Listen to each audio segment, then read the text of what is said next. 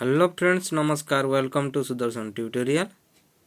जदि आपण मैंने आम चैनल नुआ थे ताहले चैनल को सब्सक्राइब कर जहाँद्वारा कि यह किसी पाठपढ़ा विषय नुआ नुआ अपडेट जानीपारे।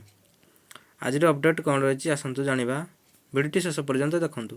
लैपटॉप टीबीटी स्कीम 2021 जोड़ा रही आमर लैपटॉप वितरण योजना जोड़े +2 पास आउट पिला माने अप्लाई करें। डॉक्यूमेंट कौन कौन रही आवश्यक रजिस्टर फोन नंबर निहाती आवश्यक दरकार।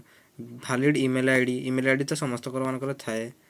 युक्त 2 सर्टिफिकेट एंड मार्कशीट एटा समस्त पाखर अच्छी। आधार कार्ड कॉपी समस्त पाखर अच्छी निहाती थिबा दरकार। कास्ट सर्टिफिकेट एटा निश्चित भाव दरकार आपण को। Bank passbook copy passbook Xerox जोड़ा रोची आउ IFSC कोड गोटे कोड आसो से देवे। बैंक एड्रेस बैंक रे आप जो आड्रेसटा देते से देवे। आउ कौन रही आवेदन समय दि जाइथिबा फोन नंबर एवं ईमेल और OTP दरकार पड़िबो। यह दरकार पड़िबो तेणु यह सठिक रूपे काम करथिबा आवश्यक।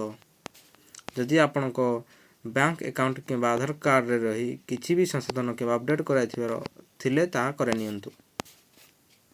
बैंक सह जोड़ी होइथिबा फोन नंबर काम करथिबा आवश्यक जहाँद्वारा कि आपण मनी क्रेडिट सहजरे मेसेज पाई परिबे। लैपटॉप बंटन योजना संपर्कित कौन सी ऑफिशियल नोटिस आज जाए आसनी तेणु आपण माने अपेक्षा रुहतु। सोशल मीडिया रे लैपटॉप बंटन पर घूरी बुलुवा कौन लिंक उपरे किंबा निजर सूचना किंबा OTP दिंतु नहीं।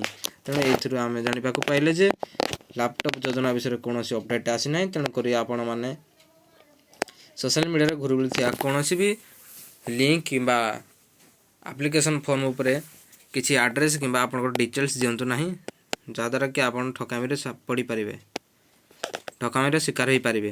तेणुक थैंक्स फॉर वाचिंग एवं एभली योजना संपर्कित जिनस गुड़ाक एड़े नियंतु।